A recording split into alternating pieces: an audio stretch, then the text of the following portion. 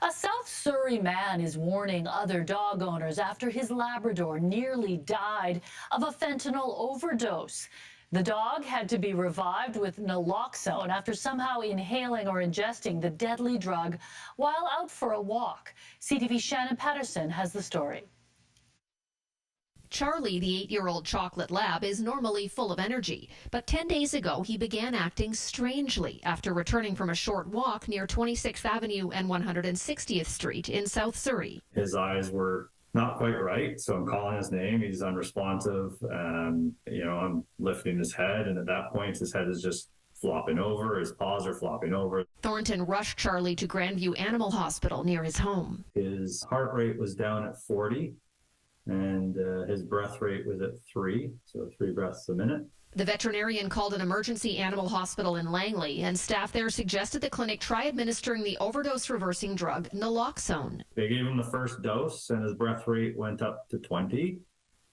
And so he was responding, so they gave him a second dose, and he stood up, basically from a lifeless dog to back from the dead. Charlie was transferred to the Langley Animal Hospital, which ran some tests and confirmed the dog had overdosed on fentanyl he'd somehow inhaled or consumed while on that walk. My wife and I were, at best, we were thinking maybe stroke or seizure, but we didn't, our minds not at all did it go to drug overdose. It is something that can be a risk anywhere, but some locations are higher risk than others. The SPCA says drug overdoses can impact a dog very quickly. They seem okay 1 minute, you're walking them, you're on your phone, the next minute they're essentially down. A shot of naloxone can be life-saving, but it has to be administered soon after exposure.